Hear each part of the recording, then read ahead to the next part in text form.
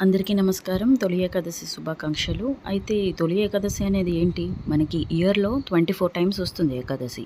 So, ఆషాఢ శుద్ధ ఏకాదశిని first వస్తుంది కాబట్టి దీన్ని తొలి ఏకాదశి అని అంటారు. అయితే పురాణాల ప్రకారం శ్రీ మహావిష్ణువు క్షీరసాగరంలో శేషతల్పం మీద శయనిస్తాడు. అంటే పడుకొని ఉంటారు అని. అదే ఓల్డ్ మూవీలో సాంగ్ కూడా ఉంటుంది కదా!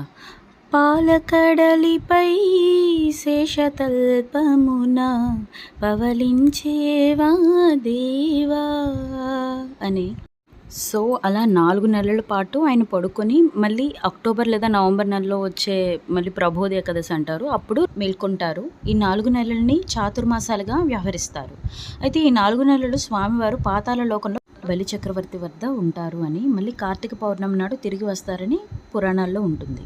ఈరోజు తులసి మొక్క దగ్గర దీపం పెట్టినా, అలాగే పేలాల పిండిని ప్రసాదంగా స్వీకరించినా చాలా మంచిది. హెల్త్ బెనిఫిట్స్ ఉంటాయన్నమాట. సో, అందుకని ఈరోజు